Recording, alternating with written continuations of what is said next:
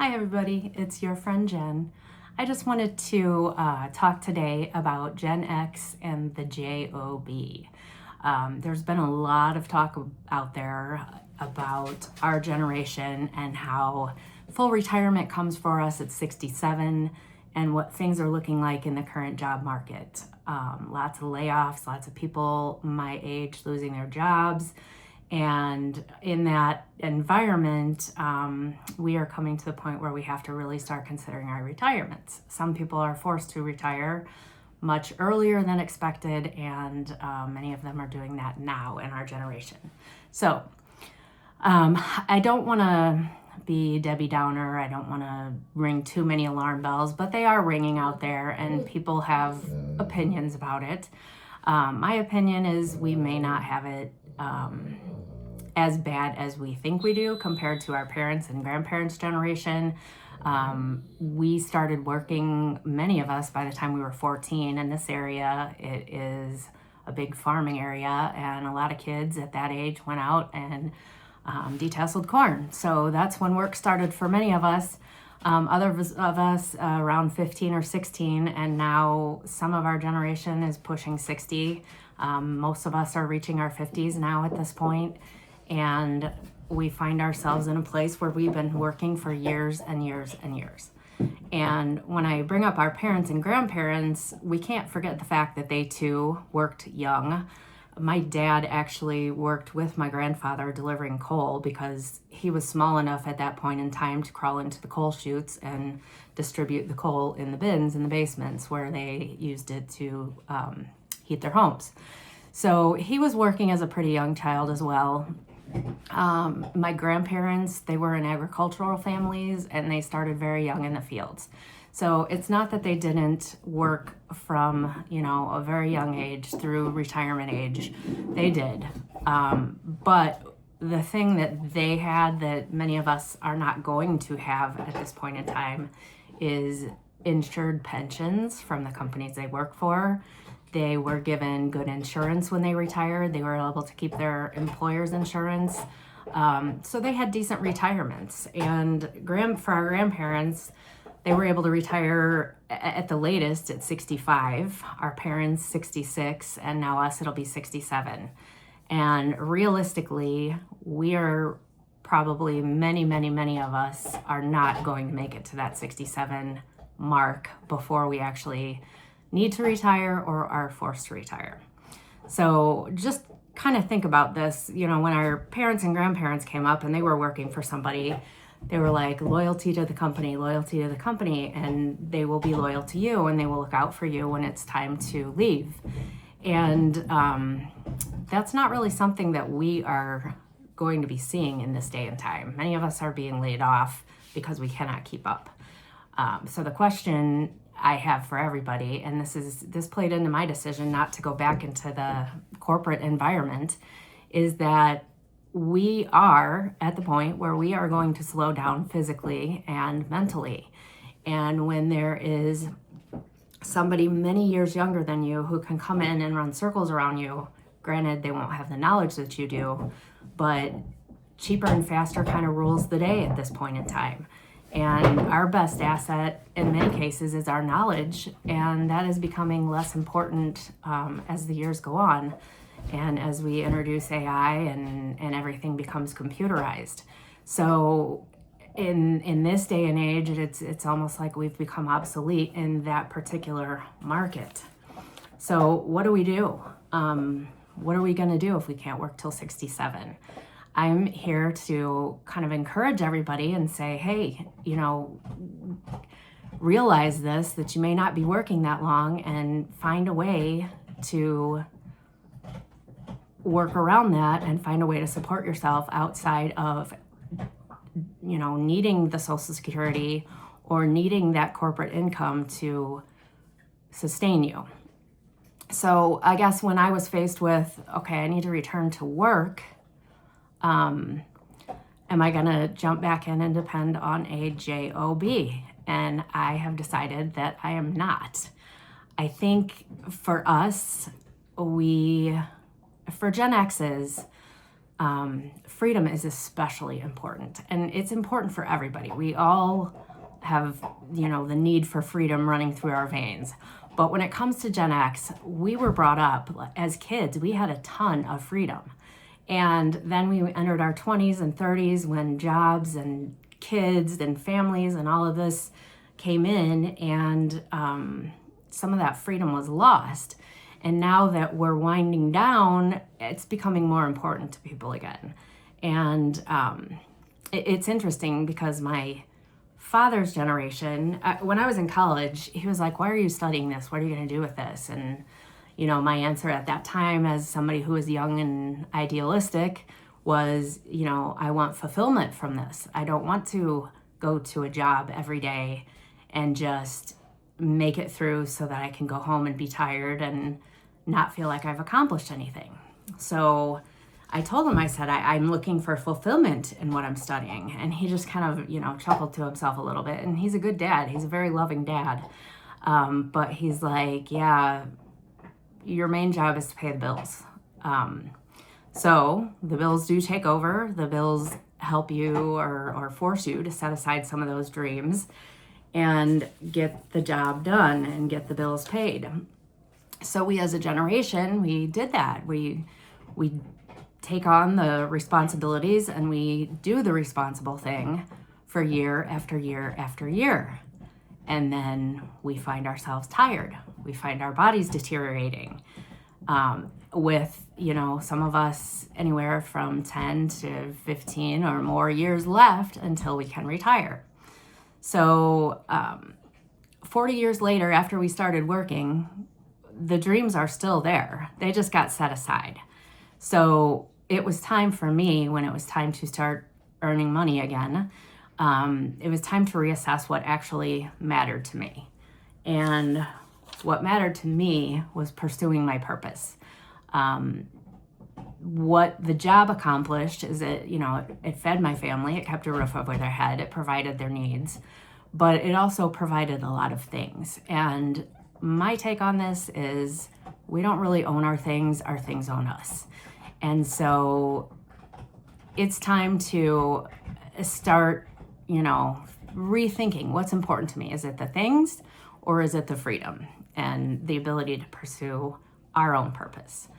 So some things, just questions that I have, thoughts that I have on this matter.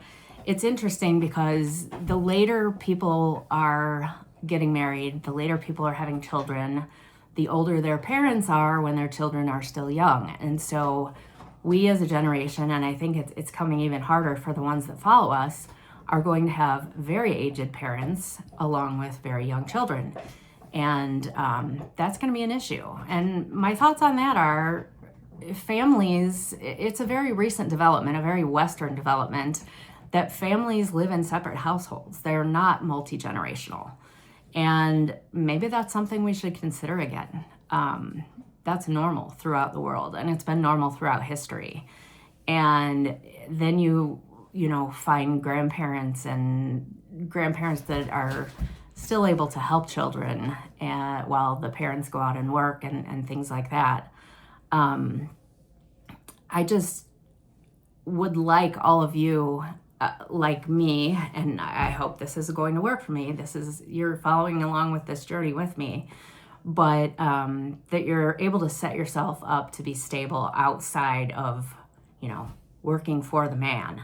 So like the hippies in the 70s and, the ones that lived in their vans down by the river, maybe they have it right. Maybe they had it right at that time.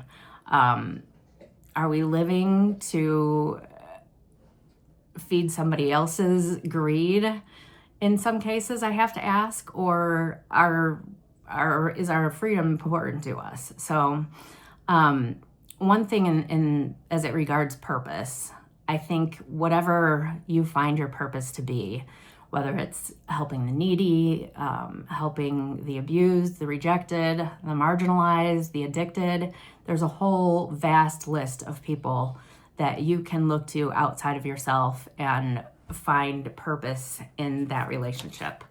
And in some cases, and then hopefully in my case, being my own boss is going to give me the freedom to live that life, to live that purpose out.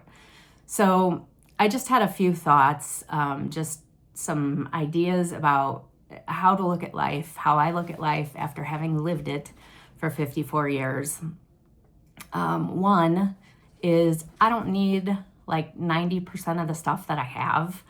And it's interesting, there's this thing called Swedish death cleaning where people, as they get aged, they start giving away things to people that they feel, this person would really enjoy having this thing, or this person has this memory with me, or maybe I don't need this at all and I need to donate it, or perhaps I need to throw it away. So I'm going to look at that and I'm going to call that Swedish life cleaning. Do it while you're alive. Do it while you have lots of years left in you to enjoy the life that you have and to not have sold your life for those items that control you, that own you. The second thing is don't wait until your body and your mind are at the point where you can't really, they're broken. You're at the point where you can't really pursue that purpose as hard as you would like to pursue that.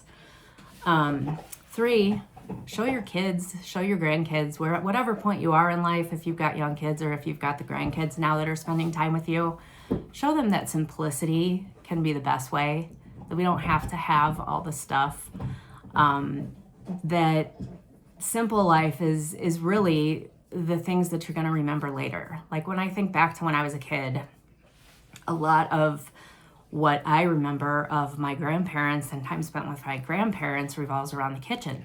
So, it may be, people say this for a reason because it's probably very common, but we would sit and they had large gardens and they would pick from their gardens and bring things in, and we would sit in the kitchen and snap beans over bowls. And those are the things that I remember. And I remember even very young, like my grandparents who didn't live around me, when we would visit them, I could probably visually in my mind walk through their house today and point out lots of things that I remember from their home because it was simple. I didn't have my face buried in a tablet or a phone. That time was simple and I have good memories of it. So show that to your grandkids, show it to your kids. It's more important than ever because this is number 4, is we need to reject fakeness. Enough is enough when it comes to the fake. Our kids need to know, our grandkids need to know what is real and what is fake. And so much of what bombards us today due to AI and other things is just not the real thing. And I think a lot of us are rejecting it. I believe that Facebook is probably going to go by the wayside, that Instagram is probably going to go by the wayside because there's so much useless stuff on there. Reject the fakeness. Our mental health, their mental health, all depends on that. They need to be grounded. They need to know what is real under their feet and what they can count on. So that's number 4. Number 5 is we now have the freedom at this point in our lives to not give a rip about what other people think about us, about what they think about our choices. And, you can care what those closest to you think of what you're doing, but maybe only some of the time. Maybe when they are worried you're hurting yourself or somebody else. But the rest of the time, those choices, pursue that freedom, pursue that purpose, even if somebody may not understand it. And then the last part of that, I keep talking about purpose, is where does that purpose come from? I believe and I know that my purpose is brought to me and given to me by God.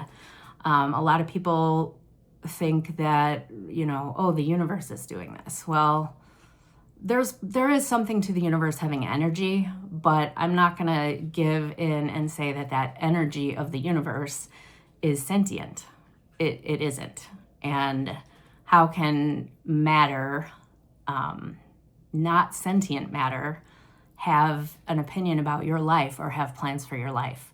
So I believe that God gives us all unique experiences, personalities, environments that we grow up in, and all those things through the course of our lives equip us to fulfill our purpose. So our purposes can change over our lifetime and in different seasons of our life. Mine has been to be a parent, and I will tell you that every time since I adopted my son that I start working full-time or even sometimes part-time in an office environment, I get so stressed out, I get so attached to the outcomes there that I find myself in a place where I have nothing to give to my family, my kids.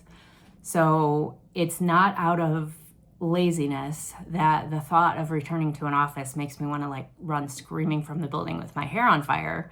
It's that I've lived this a few times, and I've learned now, finally from history, that I cannot go and work in that work world. I have to do it differently.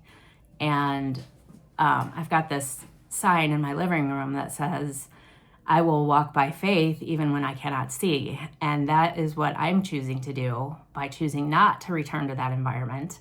I think I have a purpose, and my purpose now, hopefully I can share some of that with you. Hopefully being a few steps ahead in life, I can give you advice that maybe you listen to that you don't want to listen to from your parents, or that you don't want to listen to from your spouse, that it's finally time to, put these ideas and these goals away and think about what's real and what's really important. So I just want to encourage you to run after that purpose. Our job is not our identity. Our purpose is our identity. Our legacy in what we leave for future generations is our purpose. The things that we teach them is our purpose, and the world that we leave to them is our purpose. So I just want to thank you all for being here. I want to thank you for listening. If this resonates with you, give it a like and a subscribe, and share it with others that may be at the same place in life or maybe coming up on this place in life. I just really would appreciate that. And thank you for coming today. Have a good day, friends.